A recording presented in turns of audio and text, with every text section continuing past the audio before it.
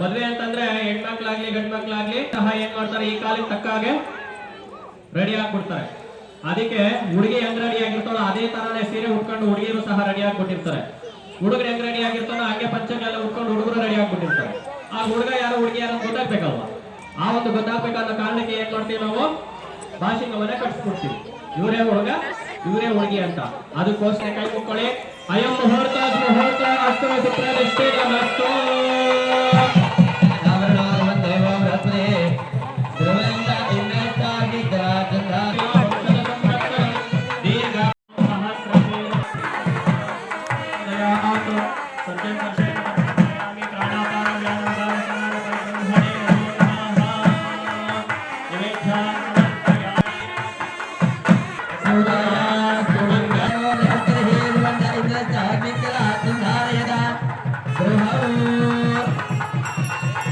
ತತ್ವವಾಗಿರುತ್ತೆ ಅಲ್ವಾ?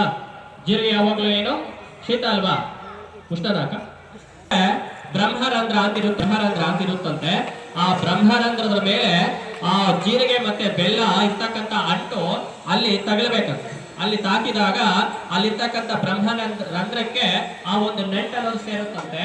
ಆಗ ಅಲ್ಲಿ ಗೊತ್ತಿಲ್ಲದೆ ಇರ್ತಕ್ಕಂತಹ ಒಂದು ಚೇತನ ಅನ್ನೋದು ಉಂಟಾಗುತ್ತಂತೆ. ಅಂದ್ರೆ ಇನ್ನು ಕಳೆ ಜಾಸ್ತಿ ಆಗುತ್ತಂತೆ.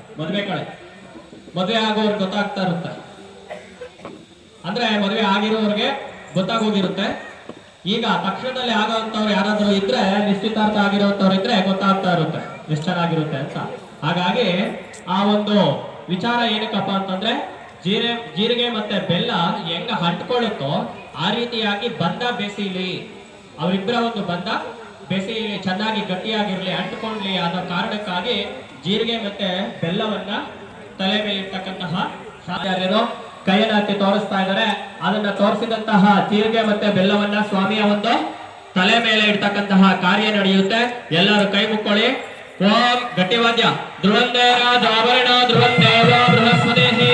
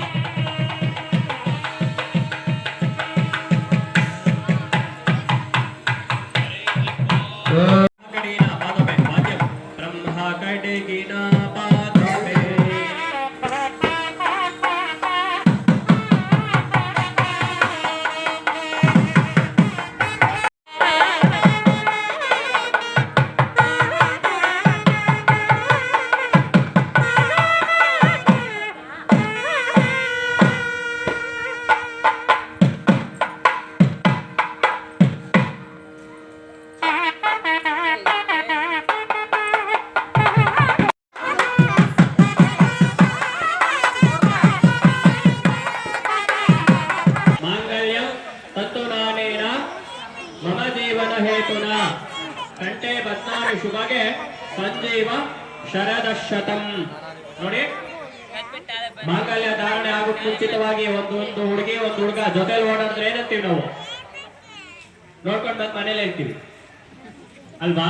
ಅಂದ್ರೆ ಅವ್ರ ತಂದೆ ತಾಯಿಗಳು ಅಥವಾ ಅಣ್ಣ ತಮ್ಮಂದ್ರು ಯಾರಾದ್ರೂ ಇದ್ರೆ, ನಿಮ್ ಹುಡುಗ ಇಂಥ ಹುಡುಗಿ ಜೊತೆ ಹೋಗ್ತಾ ಇದ್ದ ಅಥವಾ ನಿಮ್ ಹುಡುಗಿ ಇಂಥ ಹುಡುಗನ ಜೊತೆ ಹೋಗ್ತಾ ಇದ್ದ, ಏನಕ್ಕೋಸ್ಕರ?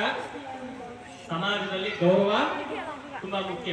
ಆ ಗೌರವವನ್ನ ಕಾಪಾಡ್ಕೊಳ್ಳೋದಕ್ಕೋಸ್ಕರ ಏನಾದ್ರೂ ಸಮಾಚಾರ ಇದ್ರೆ ಮುಂದೆ ಎತ್ತೆತ್ಕೊಳ್ಳಿ ಅಂತ ಅಲ್ವಾ? ಆ ಒಂದು ವಿಚಾರಕ್ಕೋಸ್ಕರ ಏನ್ ಮಾಡ್ತಾ ಇದ್ವಿ, ವಿಚಾರಗಳನ್ನ ತಿಳಿಸಿ ಏನೋ ನಡಿಬೇಕಾಗಿರ್ತಕ್ಕಂಥ ಕಾರ್ಯಕ್ಕೆ ಸೂಚನೆ ಕೊಡ್ತಾ ಇದ್ವಿ.